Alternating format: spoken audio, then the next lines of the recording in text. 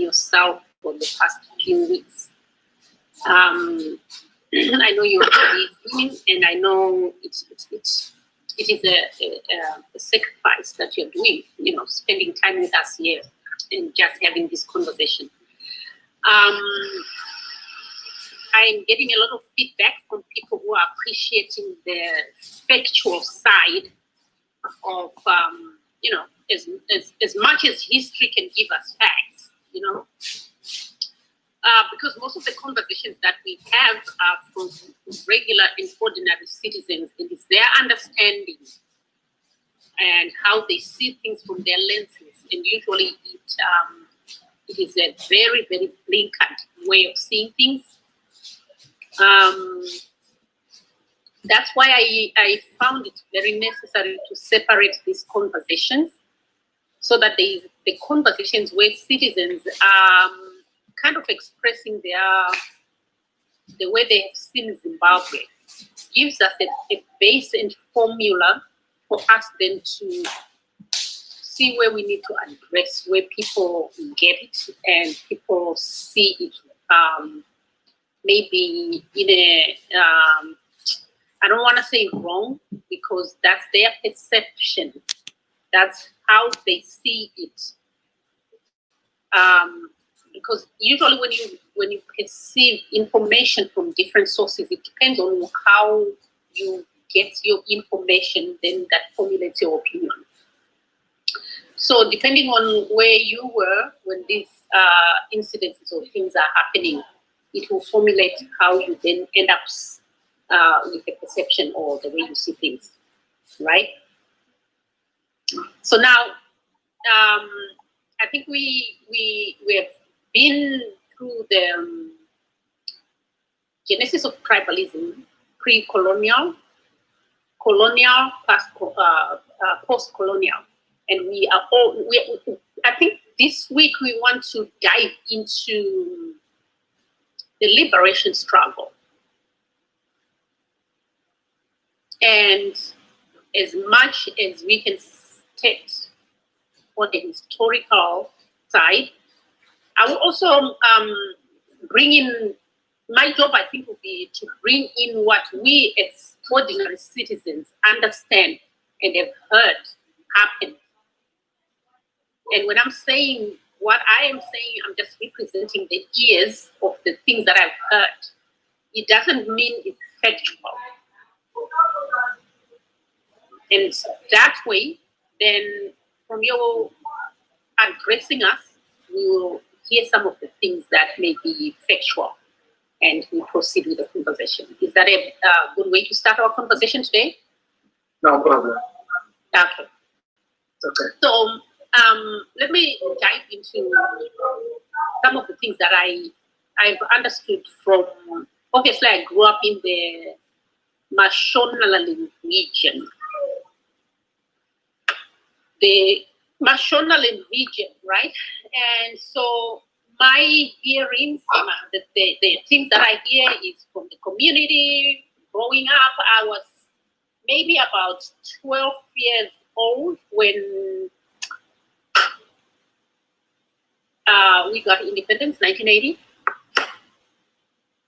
I was 12. I remember very well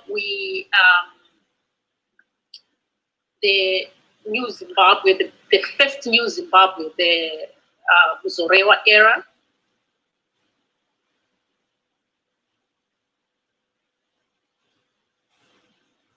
Or era. And I remember very well when we went onto the streets to celebrate 1980. And then I also remember very well some of the conversations through family, through the community during the liberation struggle, how tribes played a huge influence into how the liberation struggle was being fought.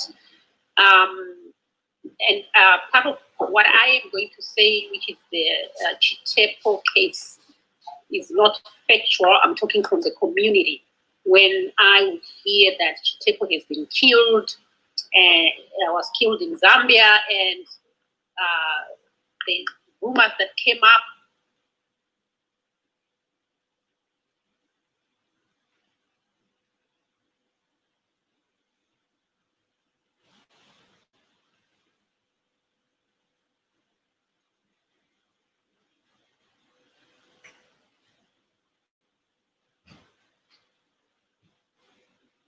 after that, he was killed because of tribes, and that went wrong. The fight between the Karangas and the Zulus.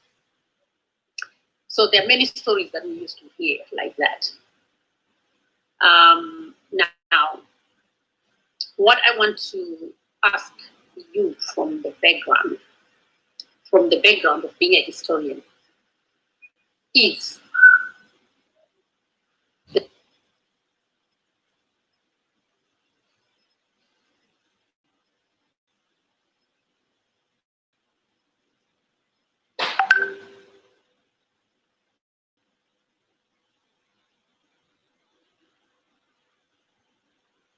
the liberation struggle, ZANU-PF, our understanding back then was that ZANU-PF was mostly Shona influence, and then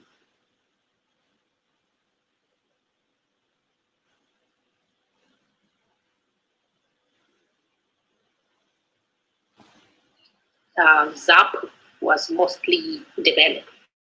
That was the understanding we got. So even what influenced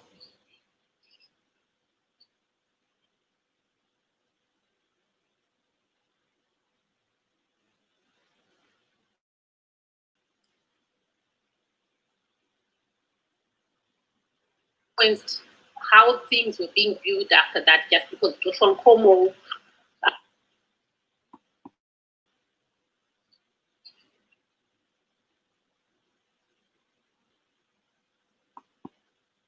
was supposed to be the leader of ZAP, which, of course,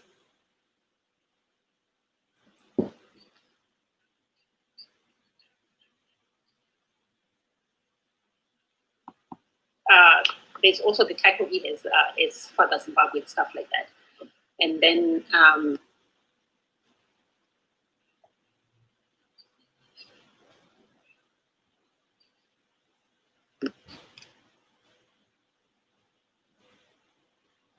the other facts of how ZANU started, how the liberation struggle started. Then we all get confused as citizens. I don't know where you want to start with this conversation. This is my background of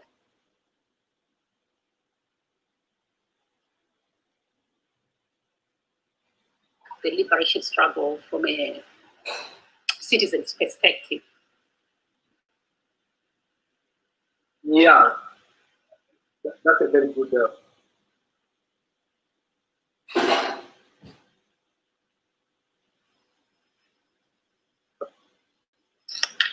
question, asking to check the assassination of this Alabalu within the Ghana.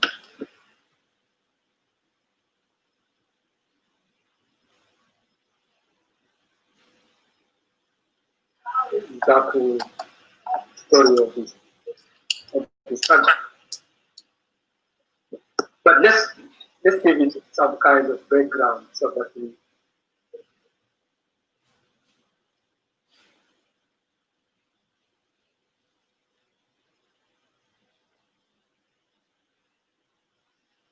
understand what you're talking about. Let us take it step by step, right? Mm-hmm. Yes.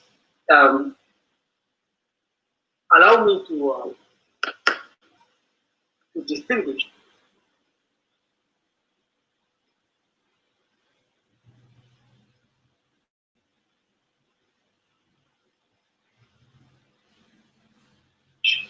between ethnicity and tribalism. so that our discussion will be more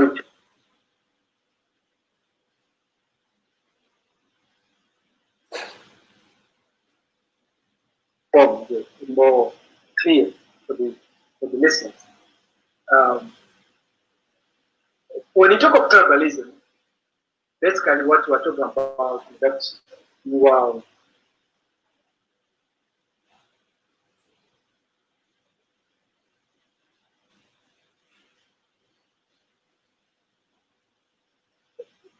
mobilizing ethnic consciousness to foment enmity between tribes. Mm-hmm.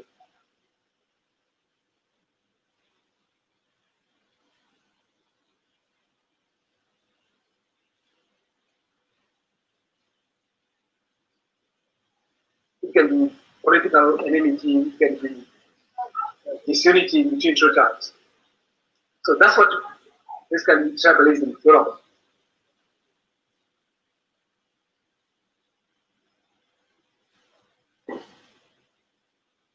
See, we're trying to create this enmity between tribes. Okay? But ethnicity,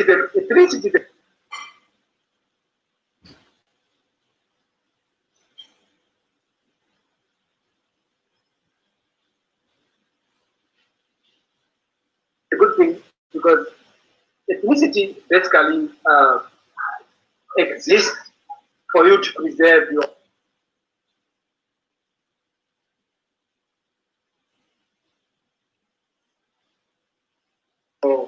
customs, your traditions, right? Mm-hmm. Your artifacts, your monuments. That is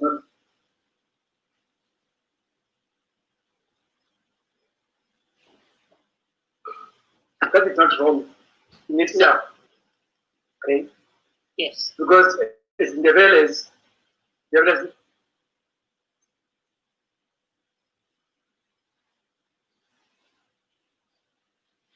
they've got their own cultural artifacts, they've got their own traditions which they need to preserve.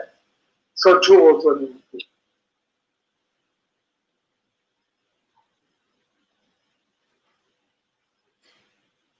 Shonans. So I think that's what is very important to understand in this discussion.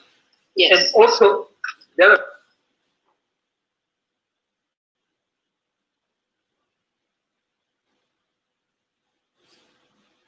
thing which, as you rightly said, that we started from the pre-colonial, then went to the colonial.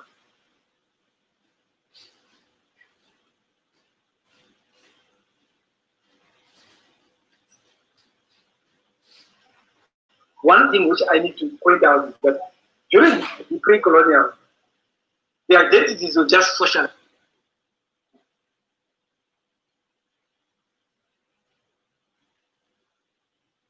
identities. Yeah. They were social identities, they were not political identities. Yes. Okay. But now,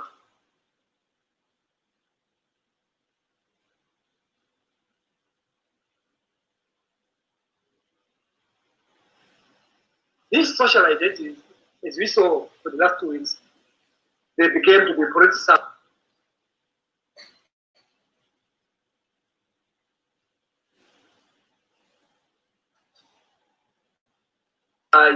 by religion, colonialism.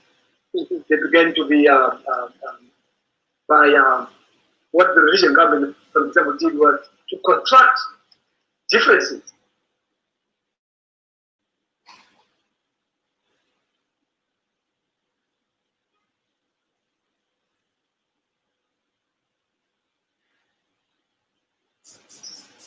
This kind reconstruct differences between the elders and shoners to make sure that people see that they're different.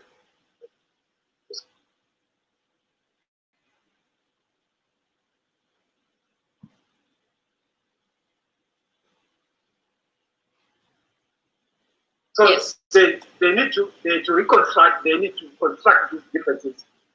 They refight this.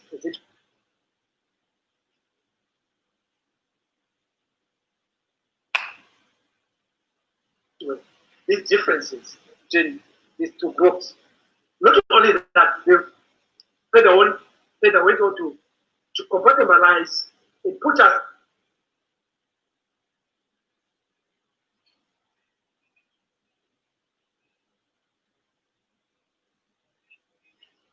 into geographical locations. Okay? And that's what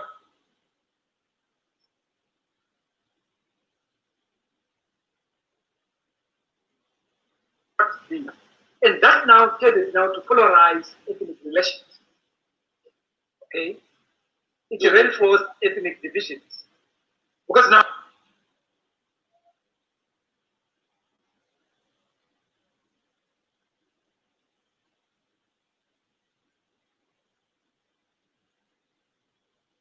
we're now told as a Shona, I'm different from India.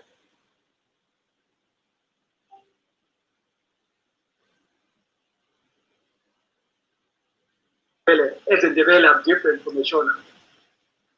And even went further by saying it's a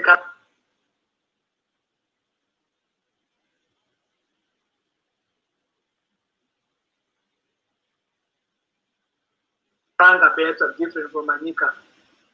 And as a Manika, I'm different from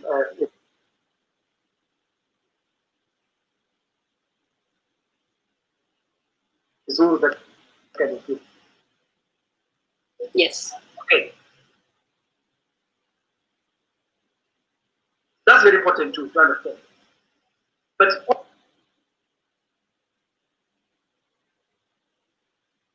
also, the other thing also which you need to understand is that even before the liberation struggle, which you are going to give,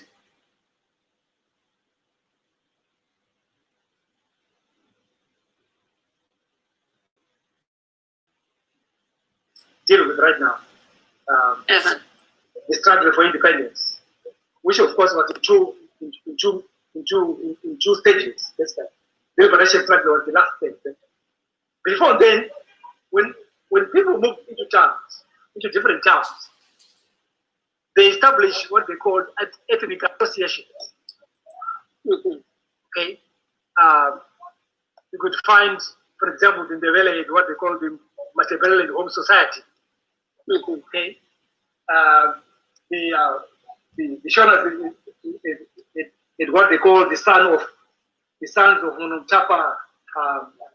Sorry, the sons of National and Cultural Society.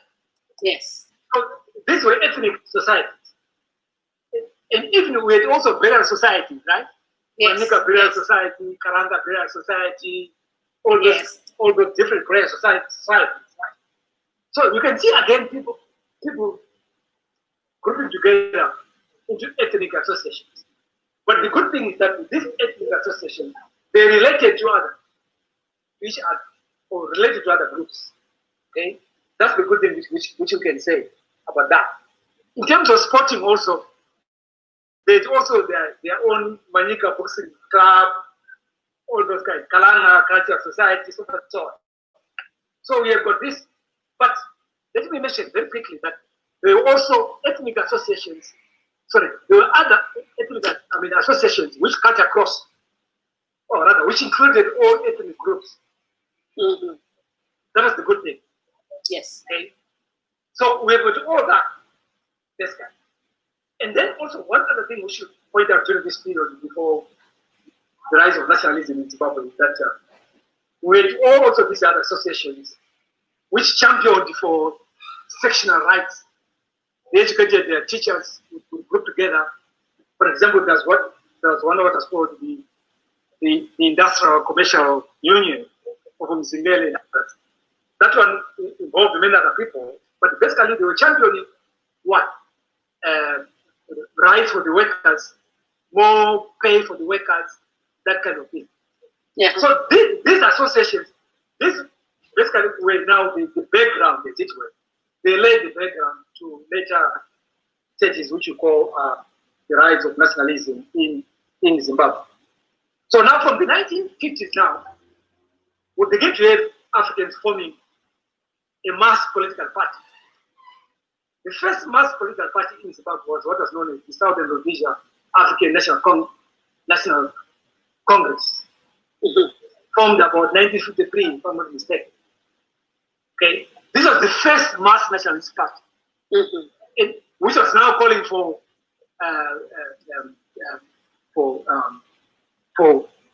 one man, one vote.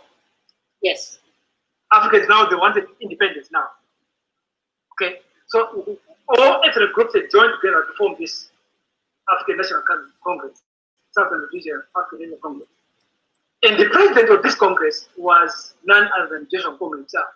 In fact, what had happened was that this Salisbury Youth League and the old ANC had joined together to form this so-called Southern Rhodesia African National.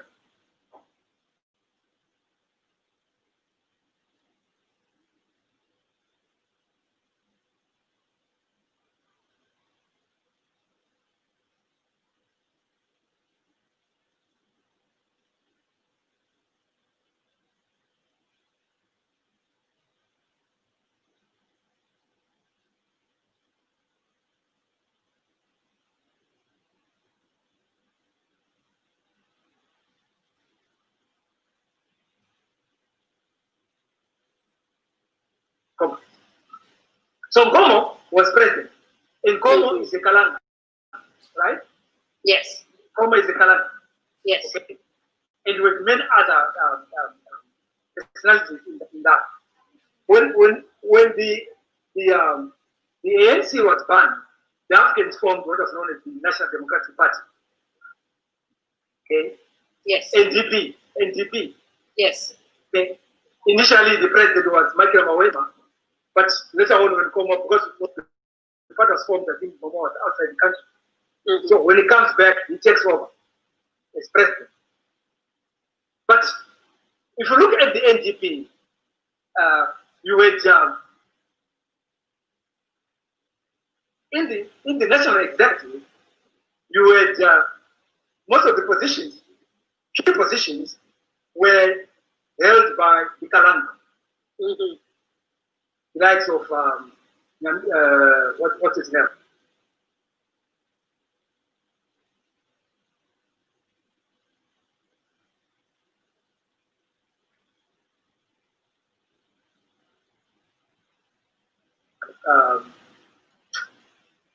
Jason Moyo and others.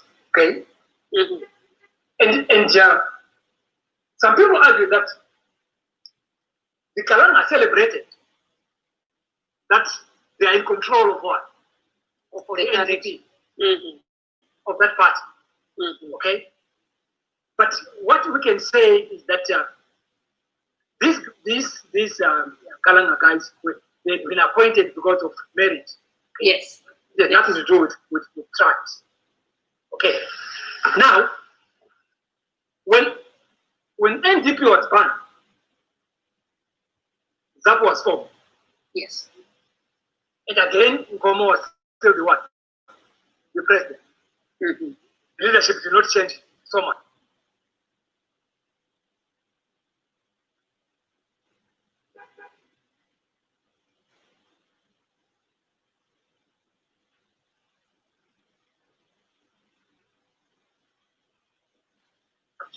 Yeah. It remained pretty much the same. Okay. The likes of Mugabe was still there, the likes of Chakawira, the likes of Nkala, and the others were still in that part.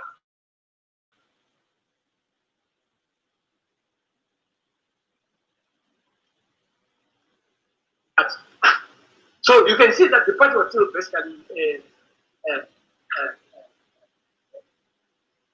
a mass political party, a party for Africans. And you can see that at each point, what is important to realize is that at each point, we had one nationalist party for Africans. Yes. Only one. Yes. At each point, ANC, one party. NDP, one party. ZAPU, Yes. one party. There was not another party. But then the problem now started after this. Now this is where now the rubber meets the road now. The problem now started when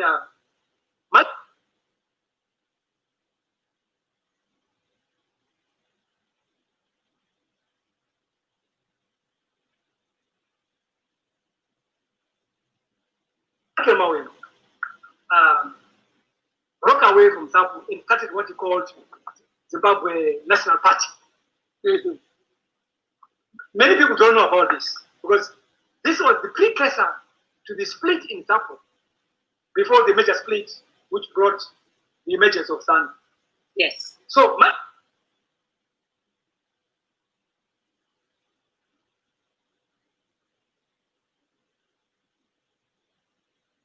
Michael Mawela formed the Zimbabwe Nationalist Party. Okay, and his reasons, okay? Yes. Because he argued that Gomo had sold out because of the constitutional agreement, which had allowed very few African members of parliament.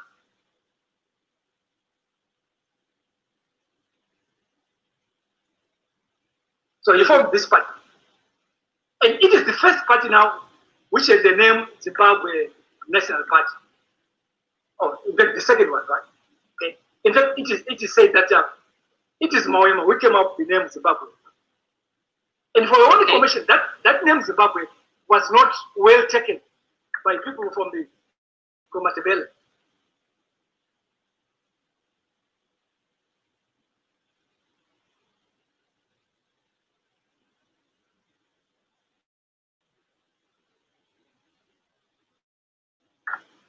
Okay. Some people from Matebele wanted the name of the country to be what? Matopo. That's what they wanted.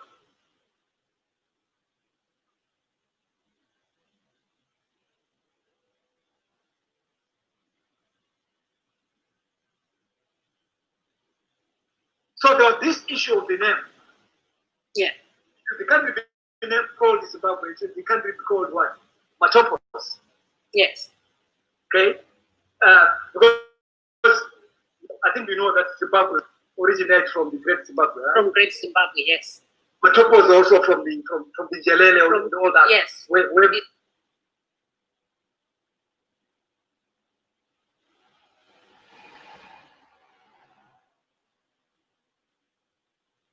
Mzilikazi also, where Mzilikazi is buried. Yes. The Matopos.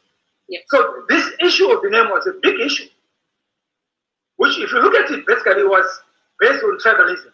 Yes, no, it was tribalism. Basically. But ultimately, Zimbabwe was the name which gained currency up to even today. Yes. Okay.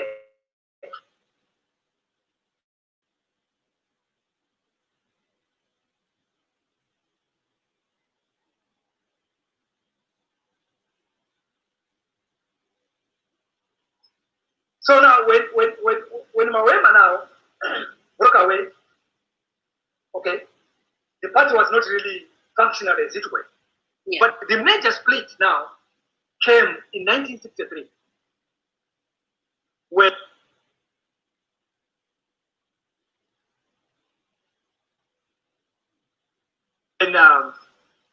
Mugabe and Malianga and others formed the ZANU.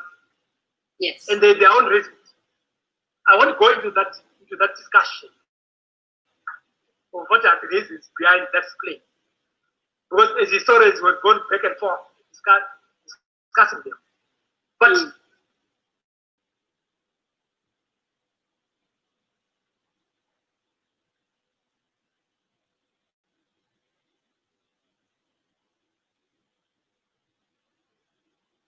the Ndebele people believe that that split was engineered by tribalism. Okay. That's their take. That's their belief. Yeah, that's their take on that one. Yeah. This split was the result of tribalism. Okay, but sorry, do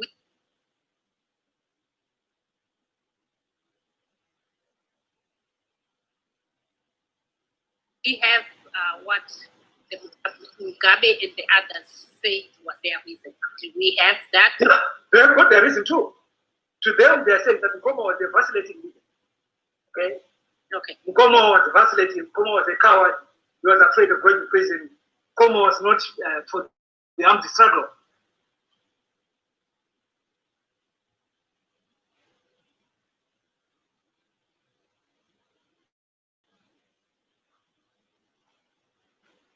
He wanted to continue. He wanted to continue talking with negotiating, talking.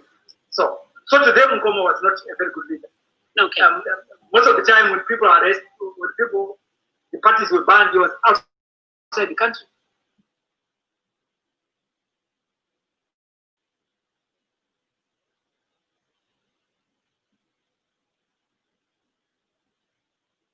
Okay. And you'd leave these people without it. It's like leaving the sheep without a shepherd. Yeah. It's like the belief between we better.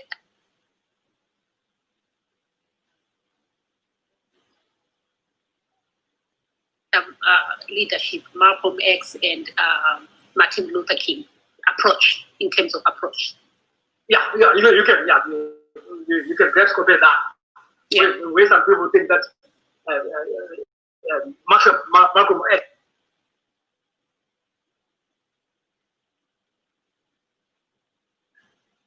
was right because he was confrontational, because yes, we're dealing with a brutal system, so it can never be peaceful when we're dealing with a brutal system. That's the same argument. Yes. The Mugabes and others were making. Yeah. That's for another day to discuss. But those are the main reasons given.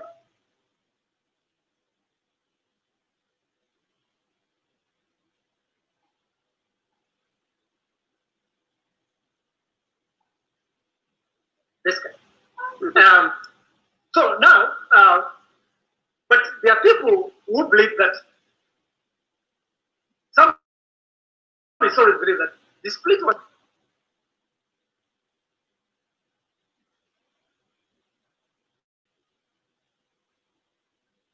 not really caused by ethnic enmity. Because we see ethnic enmity after the split, not before. Okay. Okay?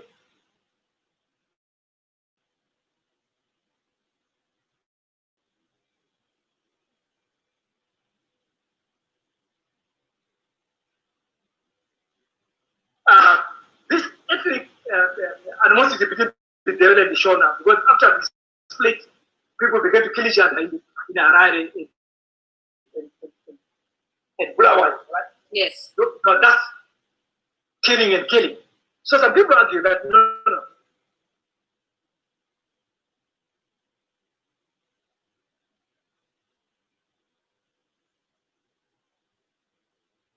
This enmity is only evident after the split, not before.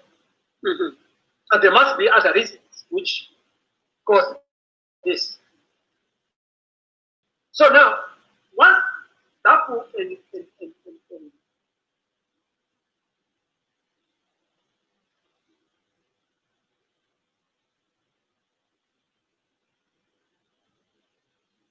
Zanu are formed, and most of the Shonas move out of the party.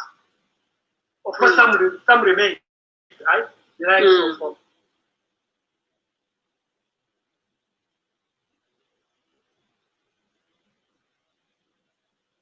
Speaker, the like of Ndula Wafa and others, they remain. But these ones moved down. So when that split happened, now that will now begin to be predominantly, as we said, predominantly in the Valley Karanga part.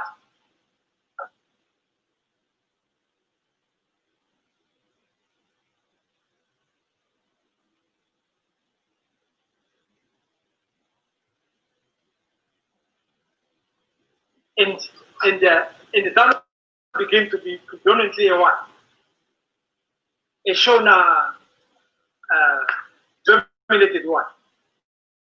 Party. Okay? Yes. That's what is happening.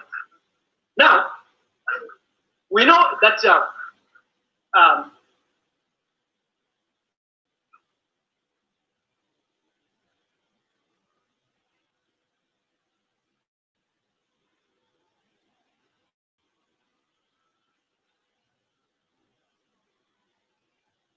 For ZANU now begin to start the armed struggle. And the task of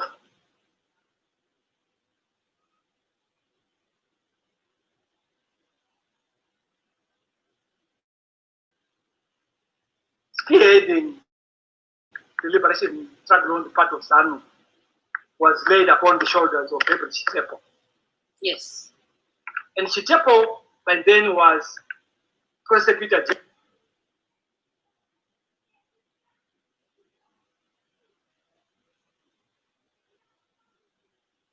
general in Tanzania. Okay. So he had to leave his job and go to Zambia to lead the Rerun, the armed struggle. On the part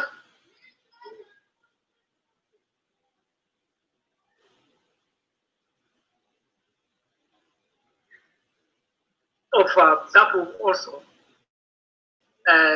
Chikarema, George Ndoro, Jason Zepapamo, Edward Rovu, yes, and many others also began also to lead the armed struggle for ZAPU in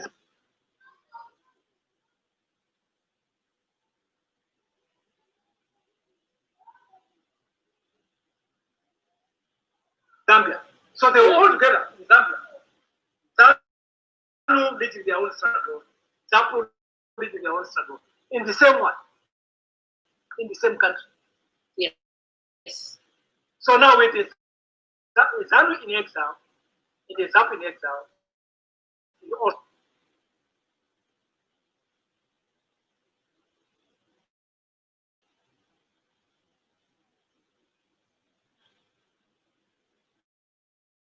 So an internal ZANU in internal ZAPU, but most of the leaders by this time were in prison, right? Yes. They were in prison. So now, Chitepo now leads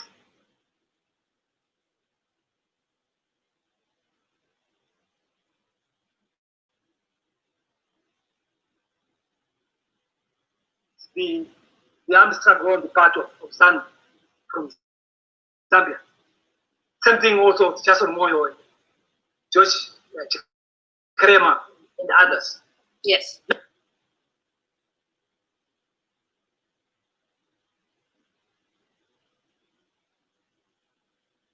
Now, I'm trying to lead to the issue which you asked about Chitepo, the death of Yes. Chitepo. Yes. So Chitepo established, rather, let me say, ZANU established what we call the RNHY,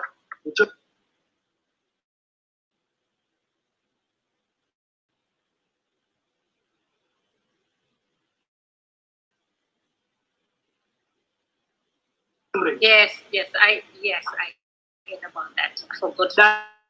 Yes. War Council in English. Yes, yes. Now, in the War Council,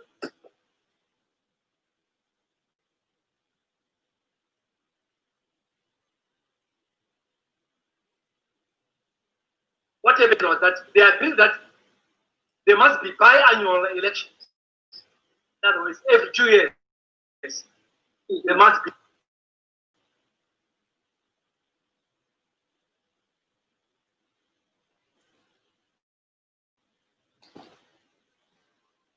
What? Elections. Elections. But Chitepo was the chairman of this regime. Yes. And many others, the like of no.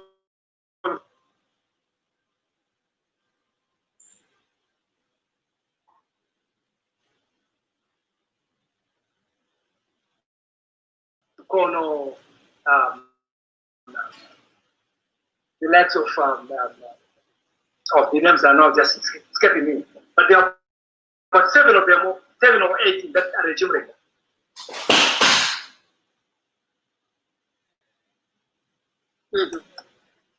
So now, after the establishment of this, the regime, you discover that the majority members of this regime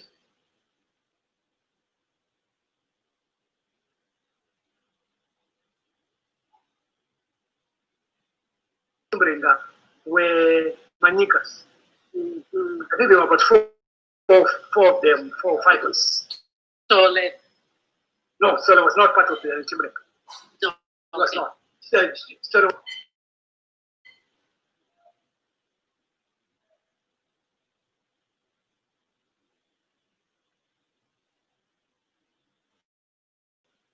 was in prison. So this the Mrenga now, it more Manika members. Okay. Also some Zezuru members, right?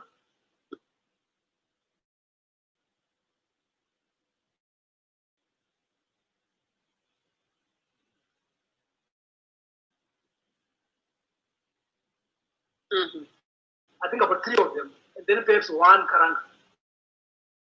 But what you can say is that it was dominated by who? By the Manika.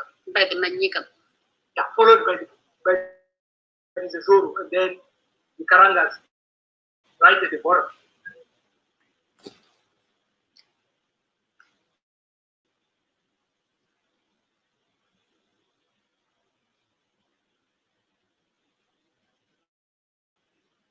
But then the problem came in what is known as the controversial 1973 Darishimrenga elections.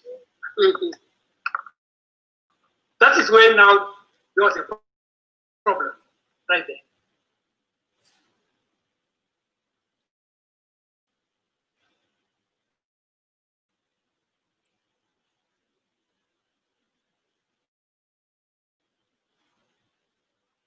Let me say that.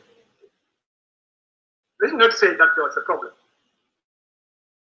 Because this is what people were interpreting the election. Yes. In that election, what happened was that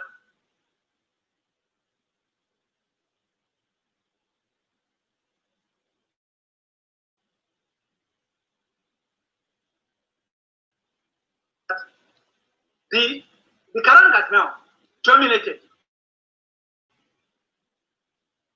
the what? The regime.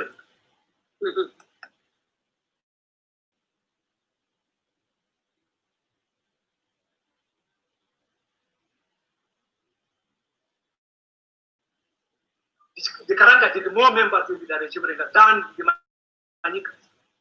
But previously, or in the past, it was always the Manikas dominated. But now, because of this election of 1970, the Karangas took over. Chomogara, that's when Chomogara was elected to be the defense, is it way? Chief.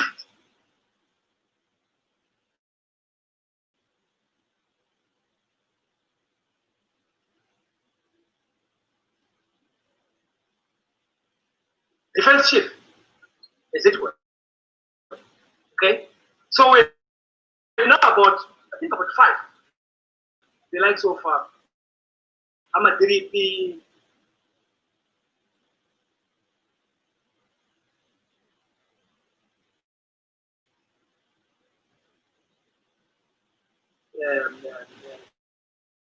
Mukuzei, Muti, Jongogara, and then no one could know who was the position.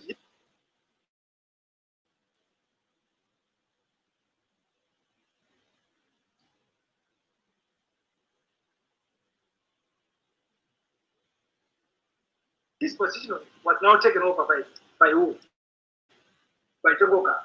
So that's when now there's a problem. When people now were interpreting this election, that's where the problem.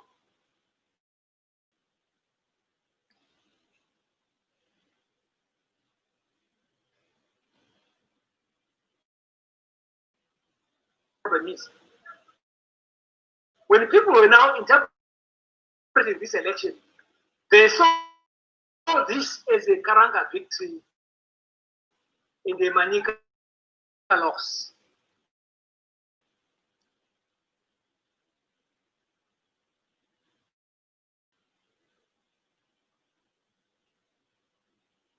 Okay.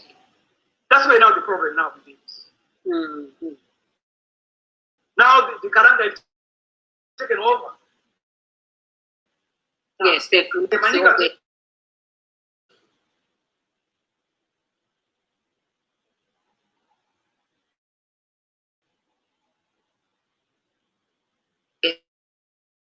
Manika. the Manika will be displayed now. And we started this, now we're being removed. yeah.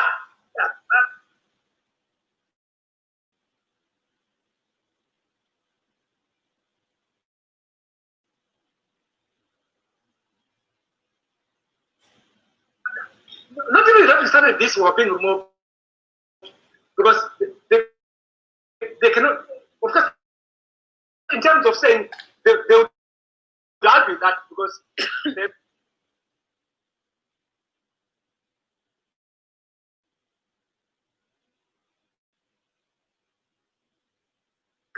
it was what's his name? Chitepo was the chairman. But the idea of starting the Shimrenga was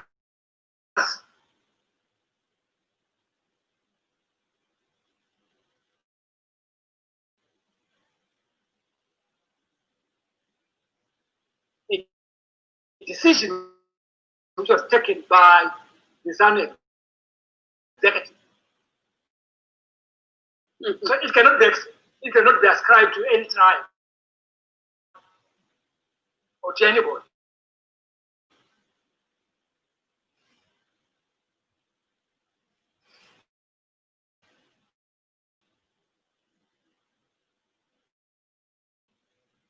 But it was a decision which was taken by the Zanu executive that now we need to have an armed struggle. Yes.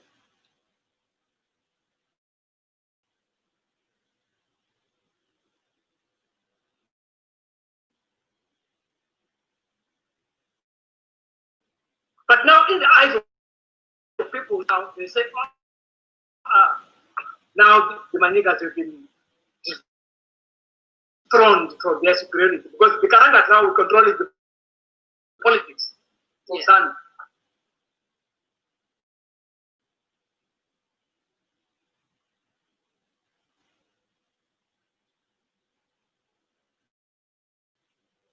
They're now controlling the army, the military part.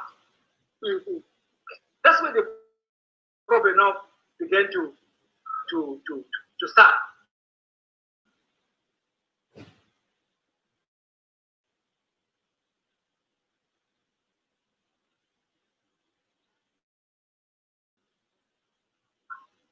Mm-hmm. And from this point onwards, what you can say is that then we had the Nari rebellion.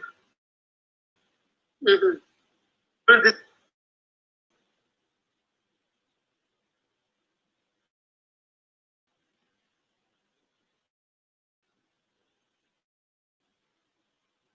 confusion, yeah.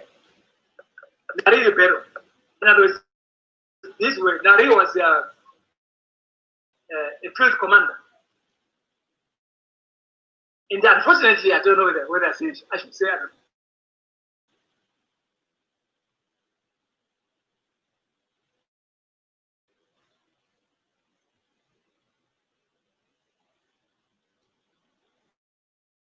Unfortunately. He was also a Manika. Okay. So Nari rebelled against the High Command led by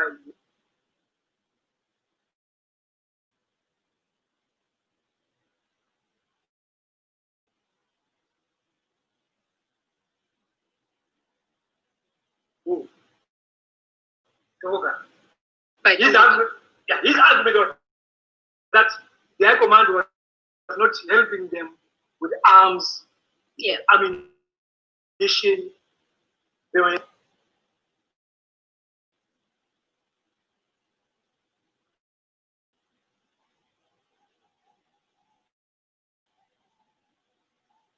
they didn't know what was going on in the field. They were not helping them in any way. Mm-hmm. And of course,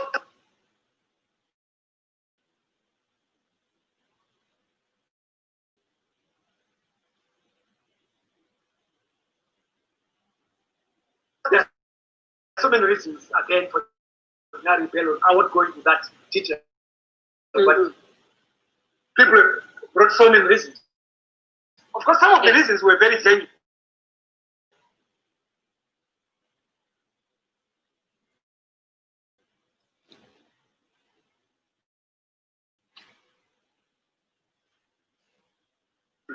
Yes. Some of the reasons were very genuine. But of course, some people who say that Nari, because they've been trained in Russia, because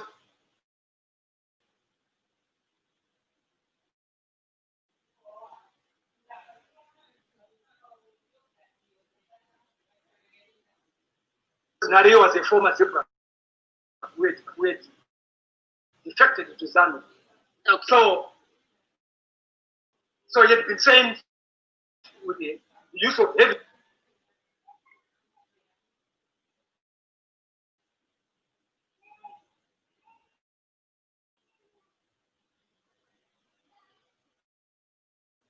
machinery, right? Heavy artillery, which were not there within ZANU. Yes. So he was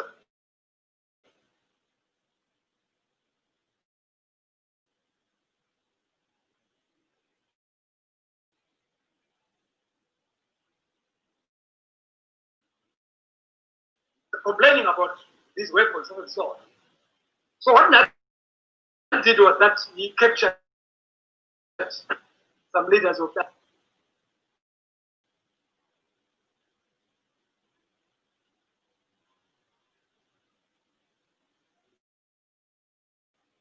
I won't go into that detail because it's a long story. Yeah. He captured some members of the Rechumrenga.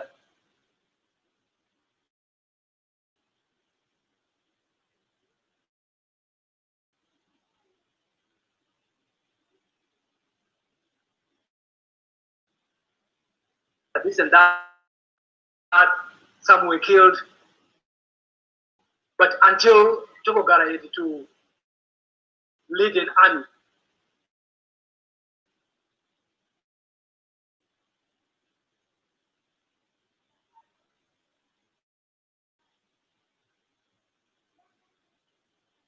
stormed in Chifombo, because Chifombo was the base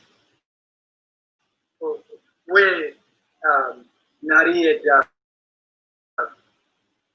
started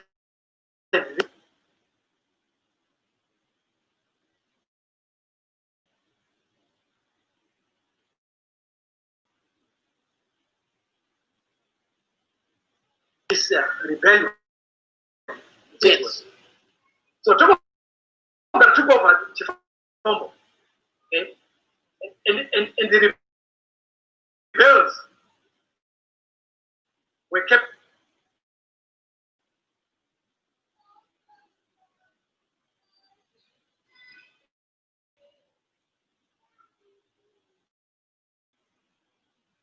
charged, of course, summarily executed. Okay. And during the trial of this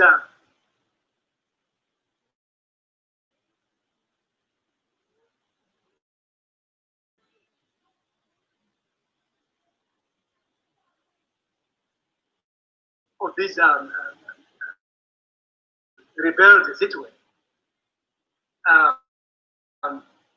there was no suspicion.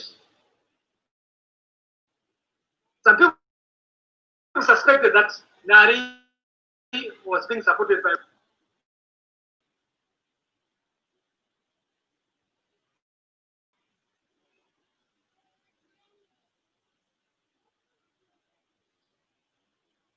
who? By Chitepo. Mm-hmm. So there was a little suspicion. Yeah. Within the regime now. They were not suspicious.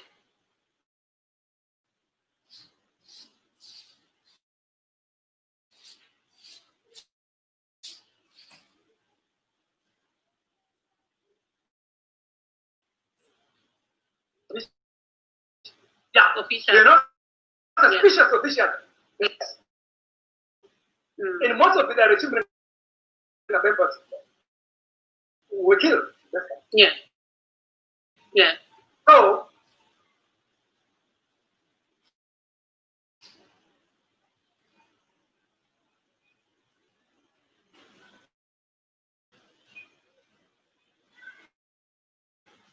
it was amid this confusion, okay, where there's suspicion, and immediately after this Nari rebellion, that Chitepo was what? Assassinated.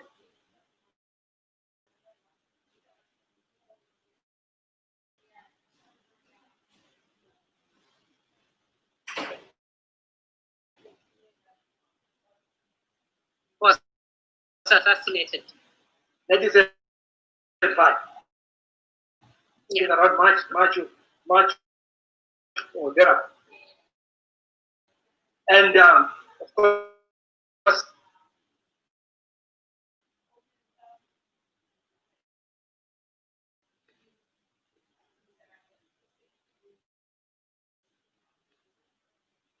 this car, somebody planted a bomb in his car. So they, cutting his car, the bomb. When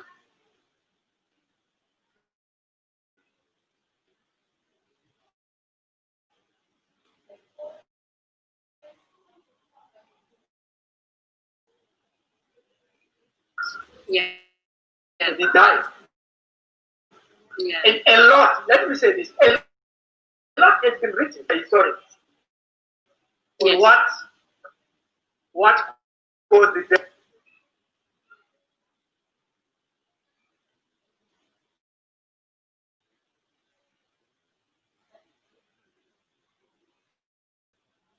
Of Chitepo, And who what killed may have Chitepo, happened? who killed Chitepo. I think there are about three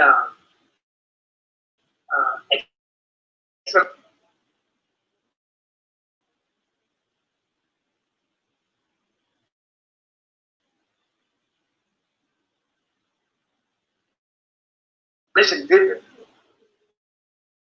The first one, according to the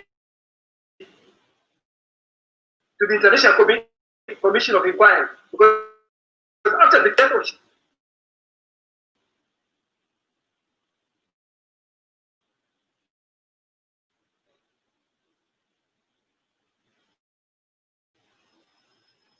Chitepo, the Zambian government instituted a commission of inquiry to find out exactly what led to the death of Chitepo.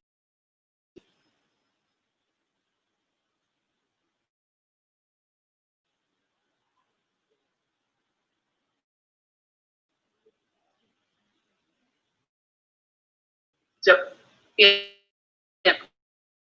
Because it That inquiry, that inquiry pointed fingers at Jogara and members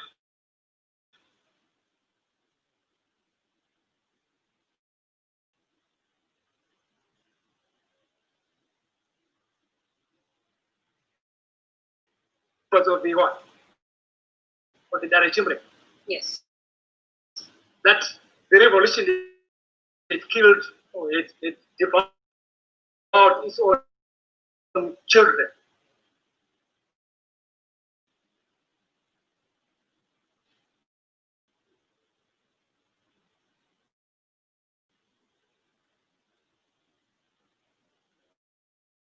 Yes. In other words, Togara, especially Togara, was the main culprit. Yes. Okay? So they were arrested and put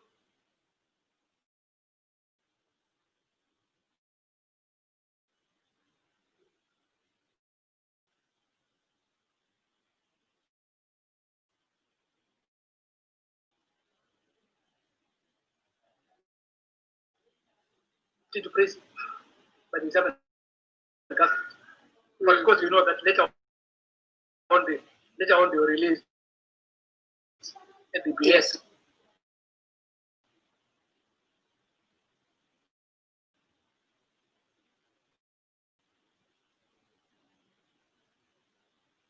So far. So that's one theory, that he was killed by who? By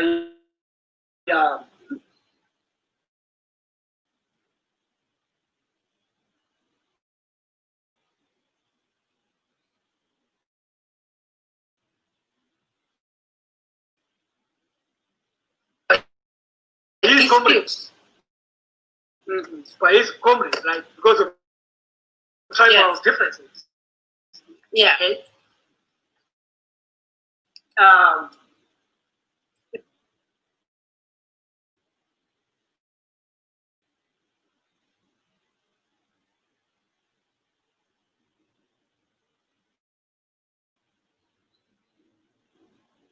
In fact, if you read Masipula seems to point to Togara, because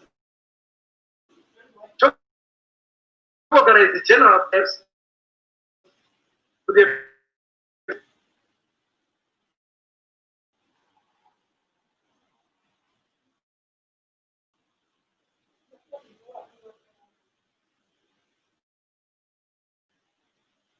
person who really was behind the assassination of uh, of Chitep.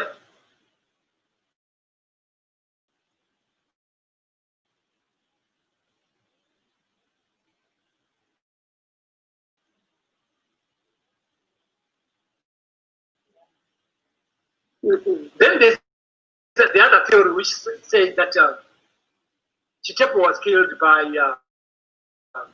Rhodesian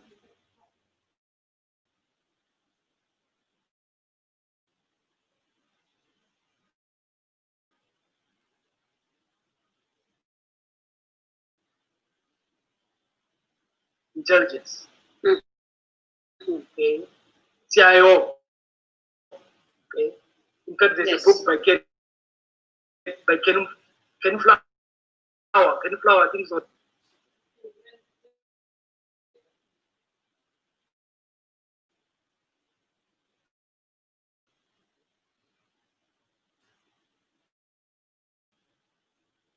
Was the director.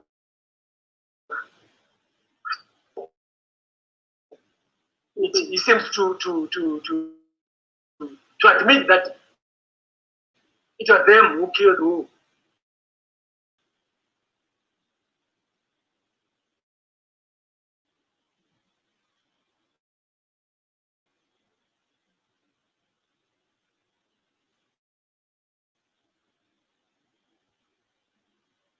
Chogoga. Okay. So not Chogoga, but who killed Chitepo. Sorry. Yeah. So that's another.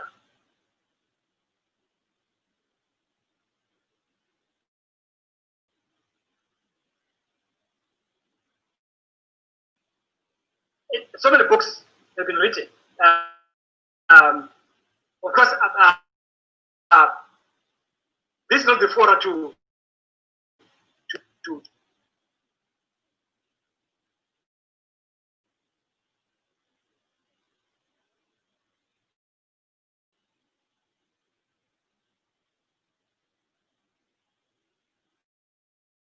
express my own personal opinion.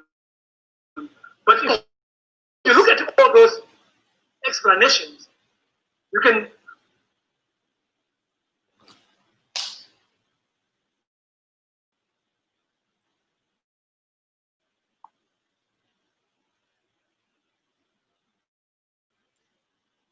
find the trophy somewhere between those three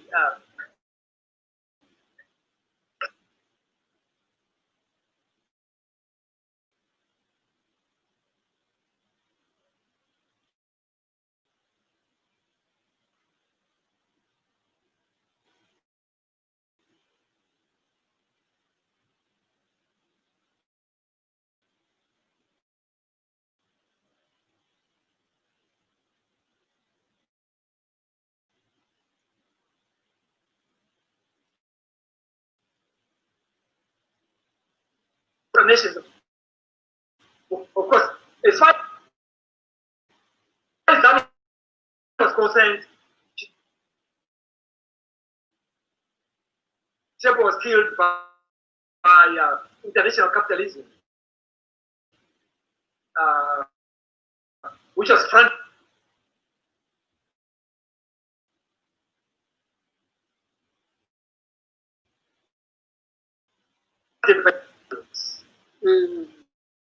Basically, that's the Zanu explanation. In fact, the Mugabe explanation specific. So those are the explanations. Okay? Yeah. Let me say that in what is probably in Zimbabwe now is that as Zimbabweans we are acting out bad history. I don't know whether you understand what I'm trying to say. We are victims of acting out bad history. We are being disabused by bad history. We are being disabused by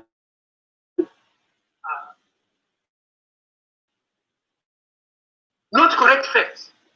And this is playing out in our lives. Every day. Playing out in our relationship. So this is why it is very important that people need to have the right facts. Okay? To have the different sessions so that they can come out with their own, especially the young people.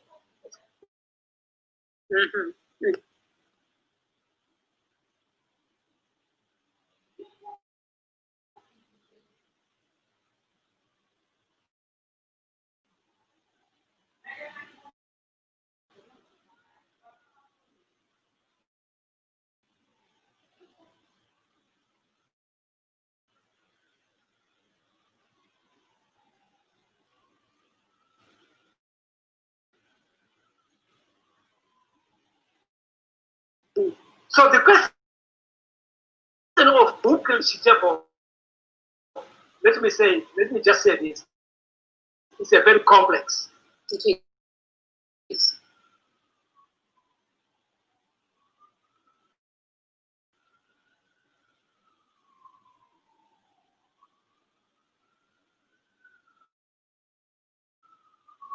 It's not something we should just say, I was killed by Zanu.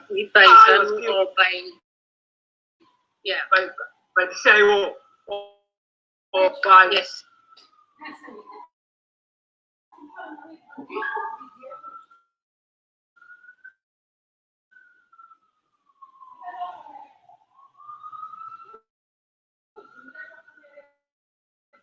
No, it's not a disease disorder. Yeah. Because none of those three were conclusive.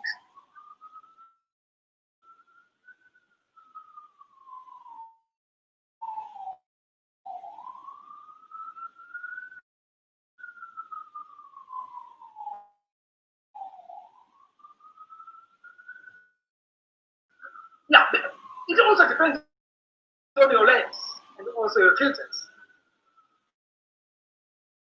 How you are looking at things, how you are filtering.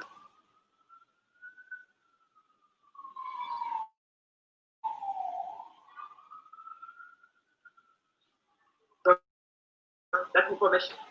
Yeah. But all I can say is that it's not so simplistic as people want to act.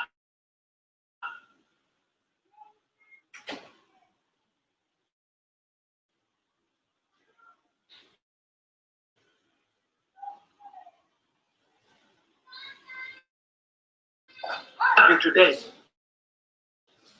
Okay, when they're trying to say after all, we're the ones who started the liberation. That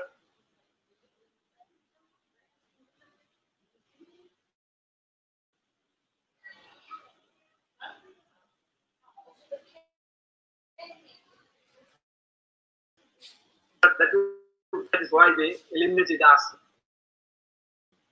That kind of thing. It's not so simplistic. See, people need just to be careful.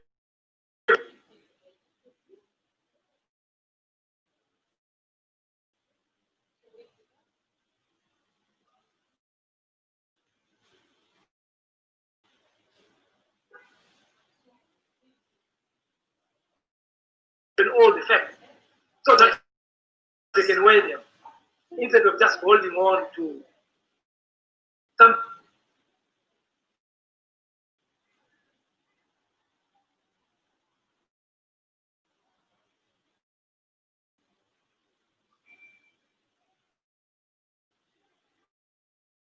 Which is not. Yes. But remember, we were saying that these identities which are holding on to, which are acting on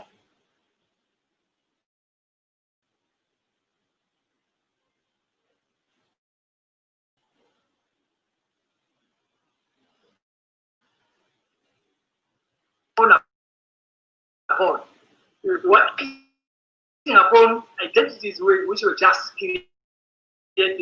Yeah, we created. Yes.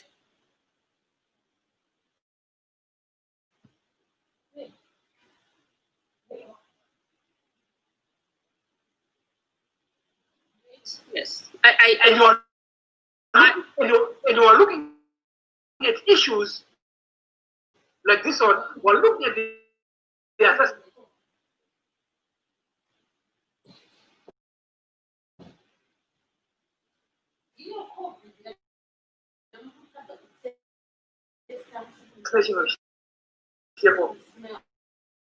With the lens of these identities, put on these identities.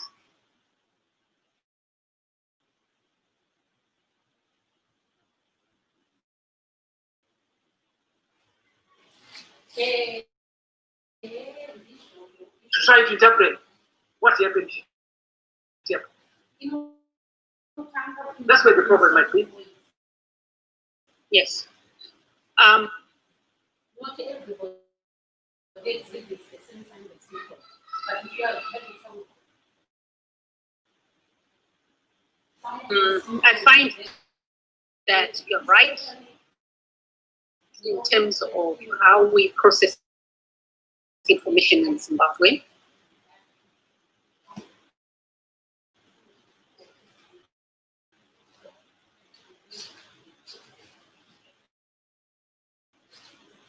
We tend to be very speculative, and then we want a certain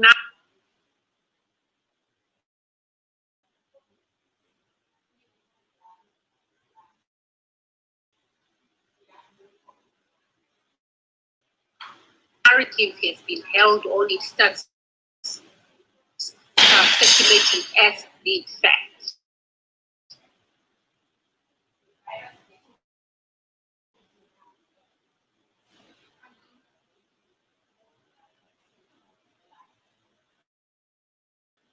And then we never really seek to dig deeper. And I hope this is where we begin to do those things.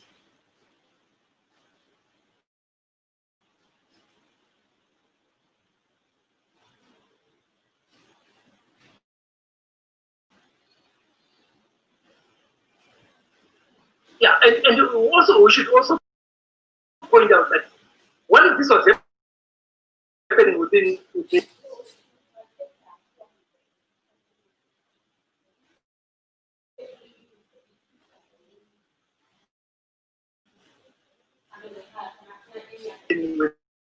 within some. Zambia also similar problems of tribalism.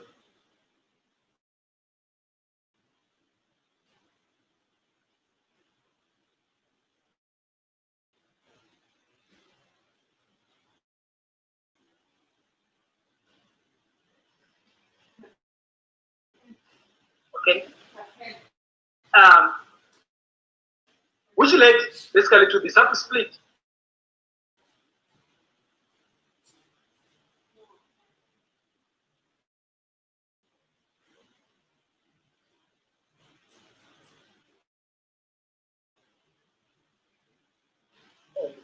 The second split is happened. This split which led to the formation of reliefs.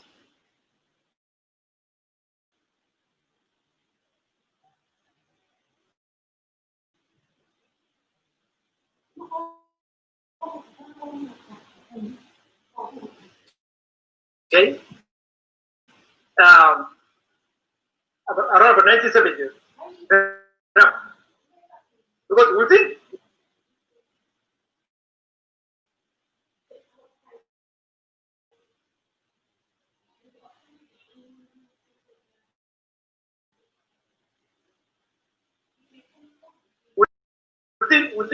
that,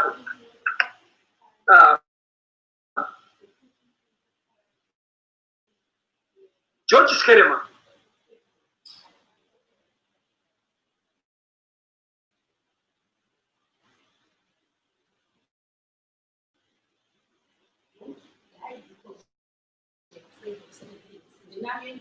was the acting president in the absence of Congo because the Congo was in prison, right?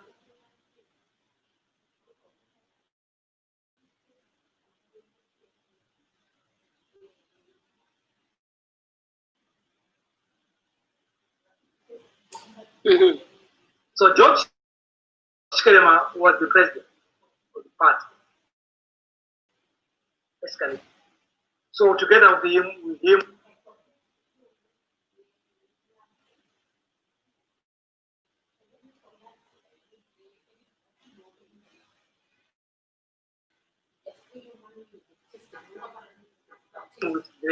the likes of Jason Zeppa Momoyo, Edward Drogo, Sulujika, and others. So this is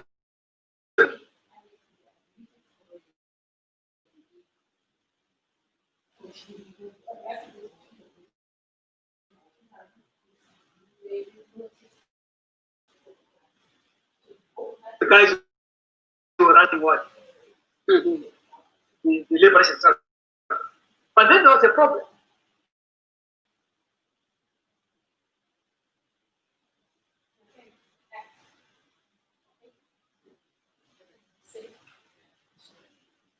When Jason Zeppa were critical of the leadership of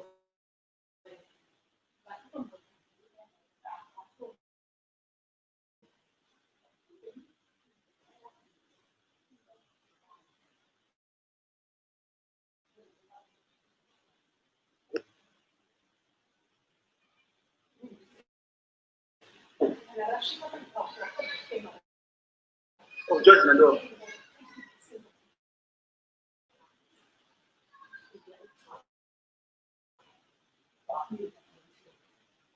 Very critical.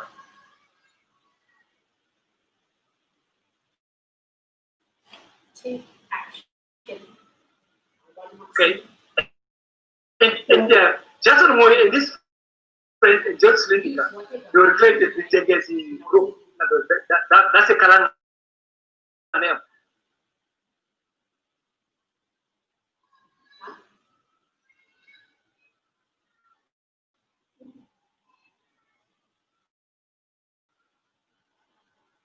They were Kalana group. So some people are accusing them of being tribalistic. Okay? They did.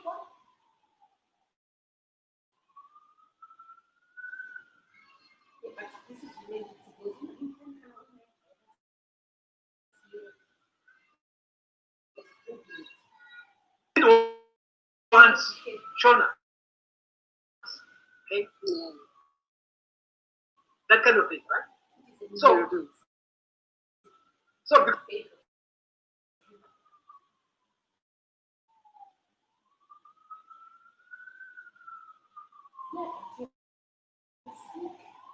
because of these differences between Jason and his friends and George Nandoro and what's that one?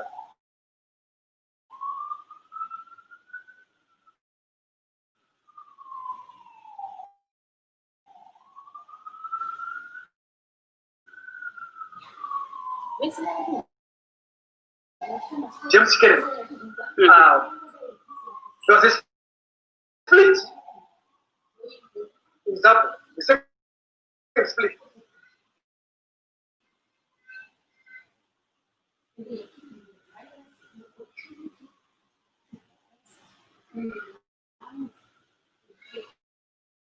In exile. For example, Nandoro said that they are going to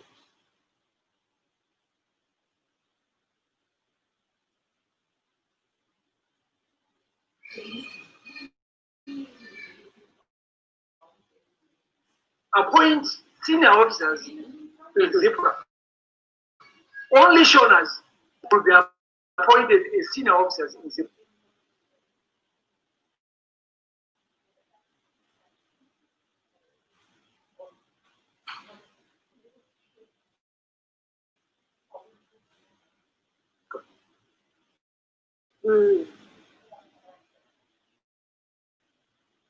Okay? Yeah.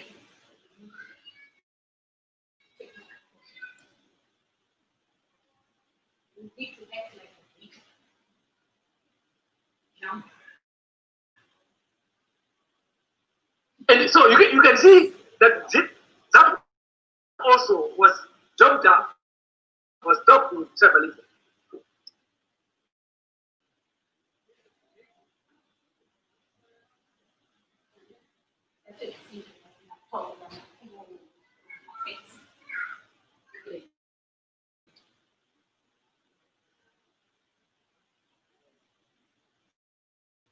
The reform tribalism, this country.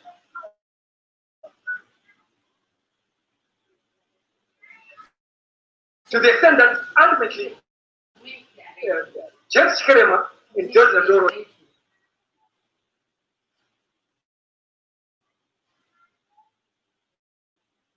had to break away and form their own party. So when they formed police, some people also broke away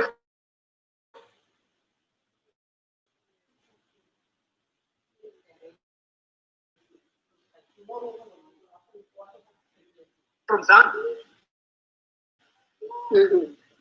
Nathan Shabiarira, Muchizwa, and many others.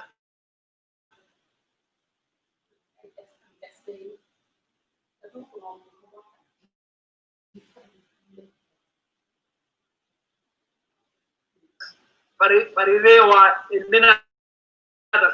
They moved away from Zambia and formed police. And if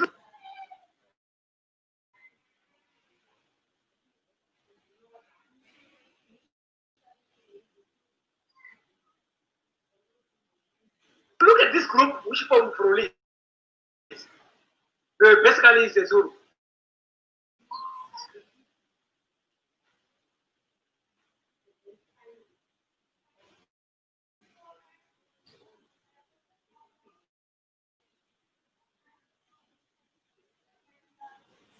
In fact, some people called it, because police was known as Front for the Liberation of what? Zimbabwe. Some people called it as a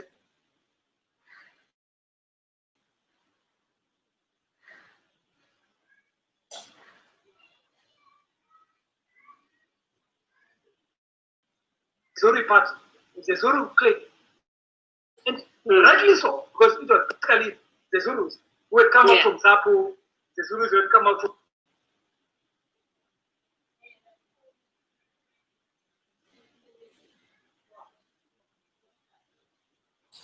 ZANU, and they formed this one, this Frolist party.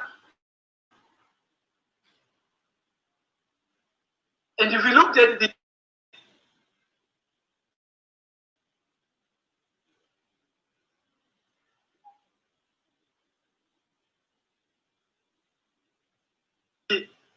the structure of Frolist, the so-called command council, Yes.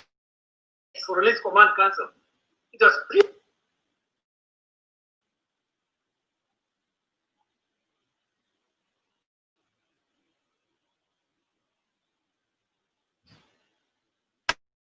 purely Zulu.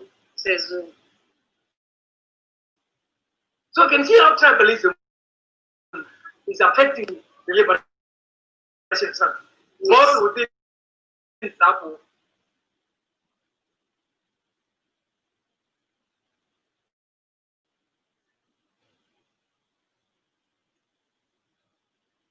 and both within what?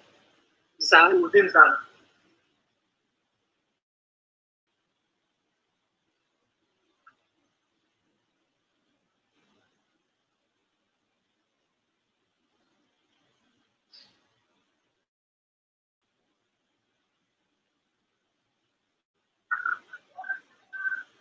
Now, we can also, because we talked about the assassination of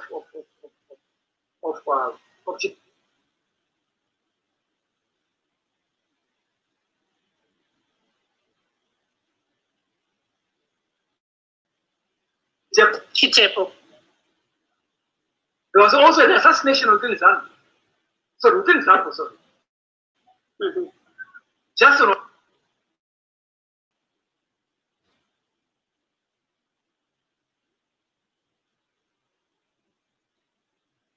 was assassinated. Jason Moore.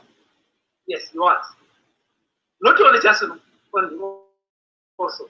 Nikita Mangena was also assassinated. No, there's Nikita Mangena.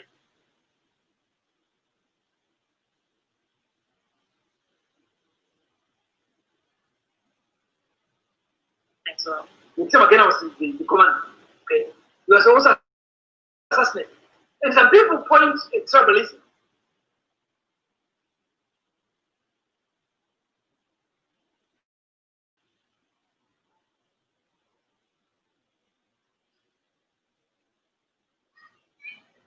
Okay. Mm-hmm. But others also point to the fact that it was Ngomo himself. Because Ngomo knew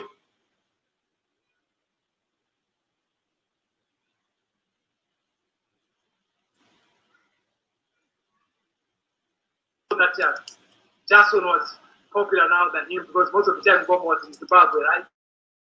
Mm. It was more of a moderate.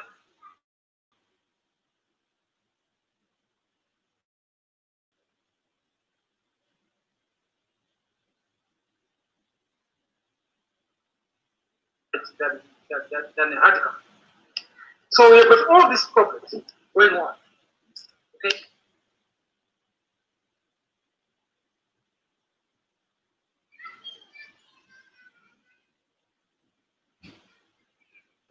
And again, within ZANU, the most important problem within ZANU during this period, which can also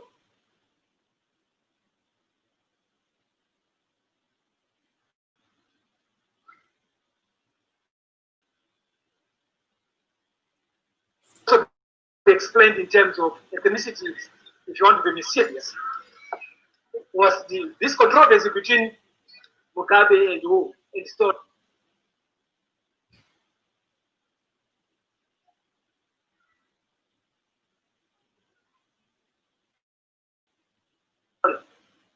Yes. Whereby Stone was subsequently replaced by Mugabe as leader.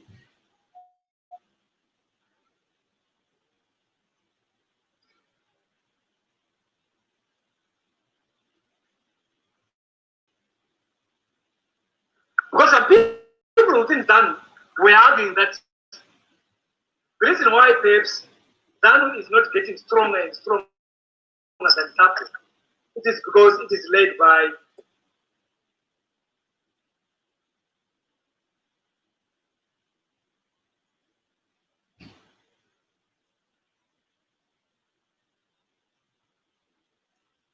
It is led by who? By Dani, who comes from where? From Matebelen, from Pinge. from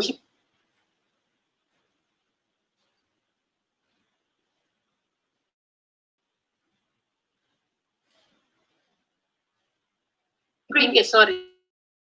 From Pinge, yes. Which is basically Ndao. Ndao a minority. Yeah, it's also Maninkale in this, so to speak. But the Ndao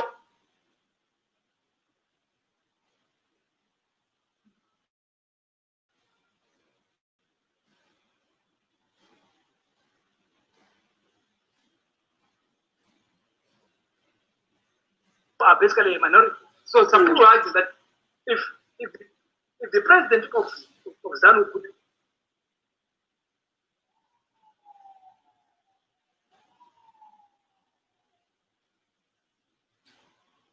could have been Mugabe or Chakawira, these people could have brought more of their people into the party. Yes. Because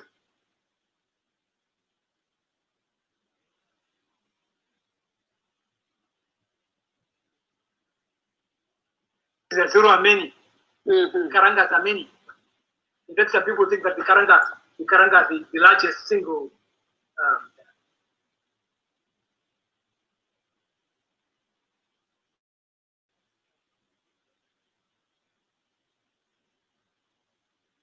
ethnic group in Zimbabwe. I don't know whether those statistics are correct. So this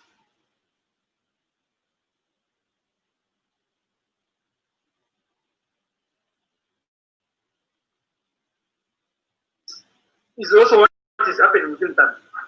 So everything again is being interpreted within the tribal.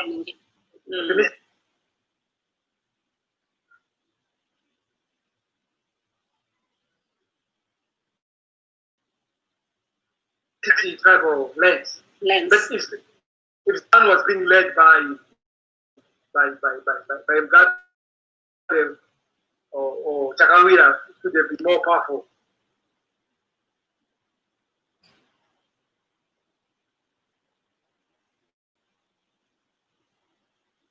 Because if you bring all those people from their ethnic groups.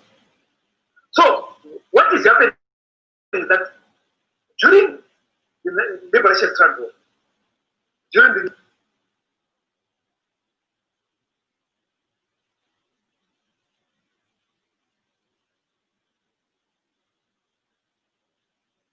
nationalist struggle, no, particularly during the liberation struggle, ethnicity is being politicized. Identities are being politicized.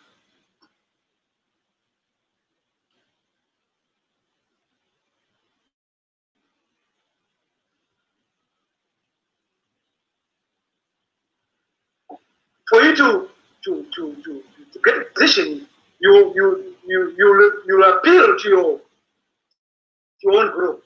Yes.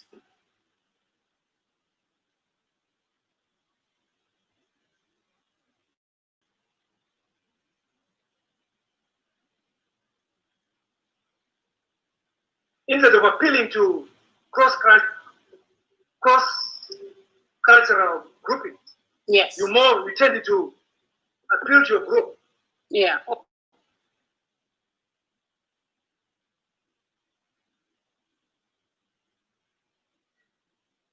Or just by merit. Yeah, or just by merit. People now just appealing to their various groups. So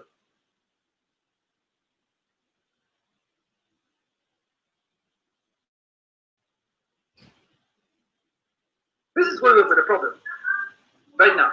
So you can certainly say that there is this problem of ethnicity in almost every party. Even the so-called ANC.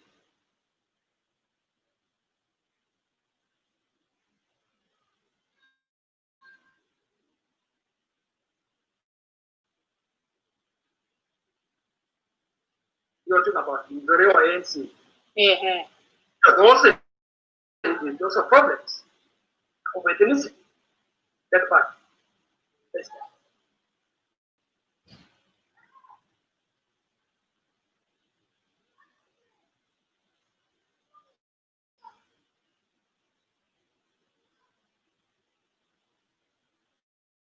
I can go on and on.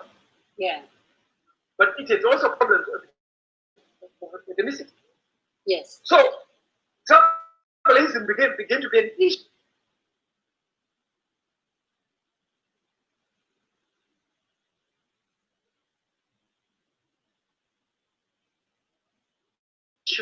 a big issue within the struggle for independence, within the liberation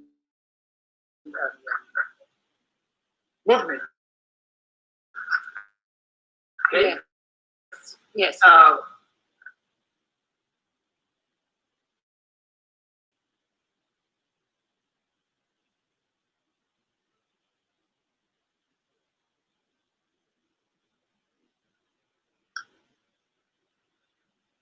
And now, after independence, we still have a problem with tribalism.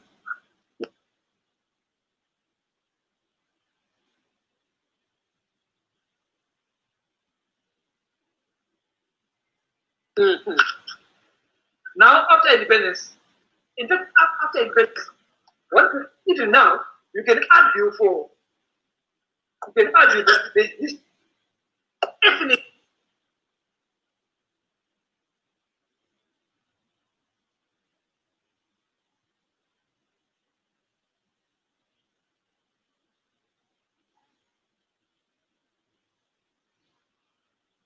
polarization, which is just too much. Mm-hmm. Just too much in Zimbabwe. And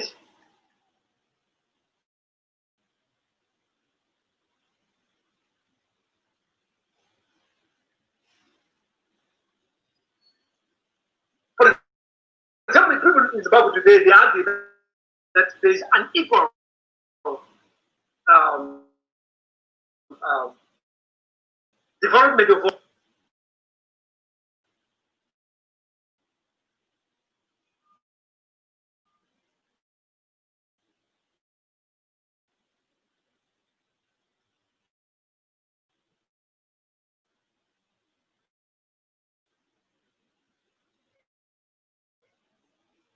provinces. Yes. You see development perhaps in national National.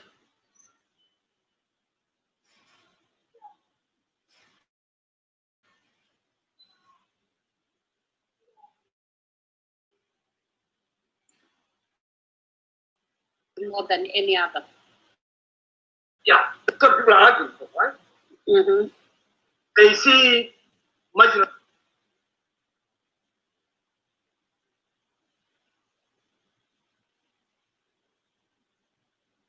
transition, even in political parties, whether NDC or ZANU, positions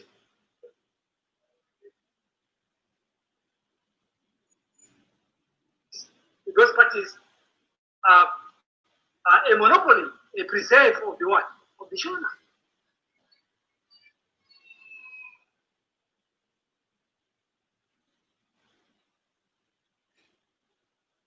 Mm-hmm. Rather than in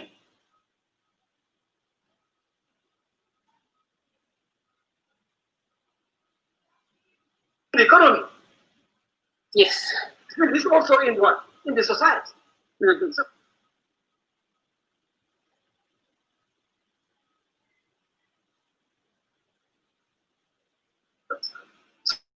all this feeds into this narrative of what?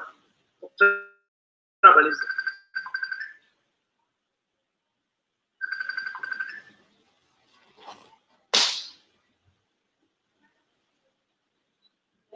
Of tribalism. Some people even argue that colleges, they are now recruiting along tribal lines.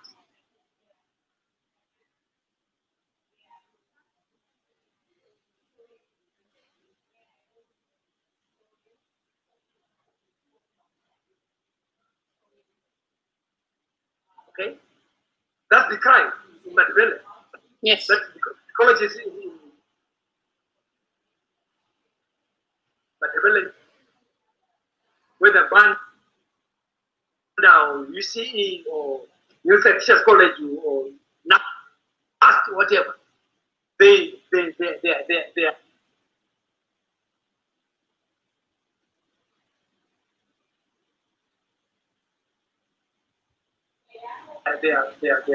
are admitting motional than what? Than the rest. Mm-hmm. But for universities, the problem for universities that they admit by a point system. For you to be in medicine, you must have certain points for you to qualify for medicine. Yeah. For you to be to have a lot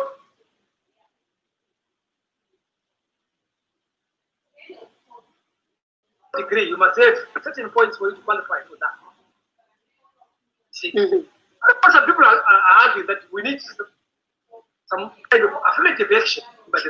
That's what I was going to say. That probably the issue, the majority of the Mashona people disadvantages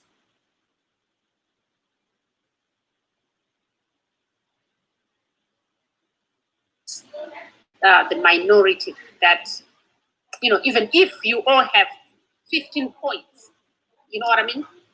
How African Americans are getting an affirmative sort of action into colleges. No, the argument.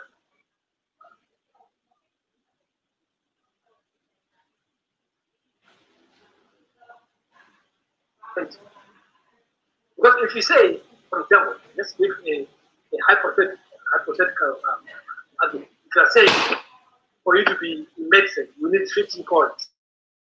Yes.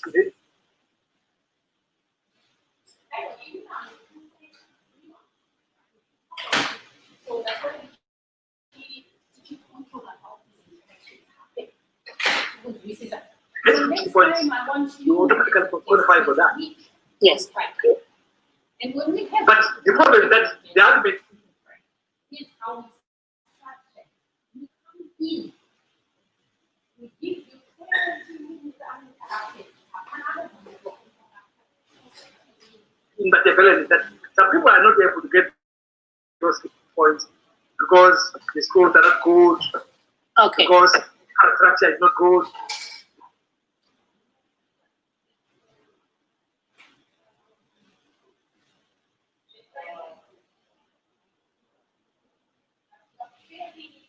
Because teachers are not there, that kind of thing. So therefore, because of that, yes, they now argue that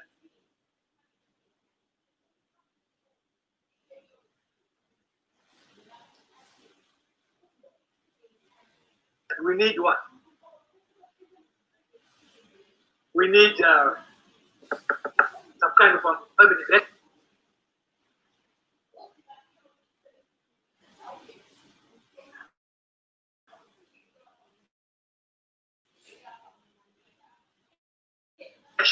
yes. Yes, but this one maybe is a female. Yes. That's good. But so,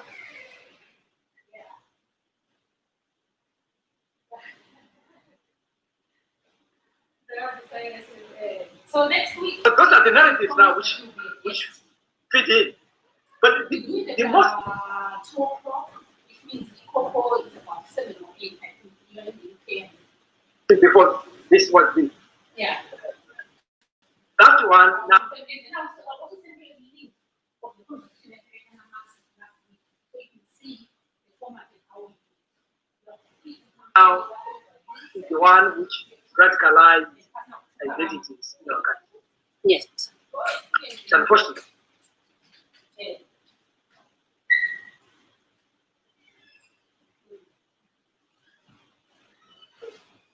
Yes. Because after the Kokora Winter, that's when we with the emergence of these associations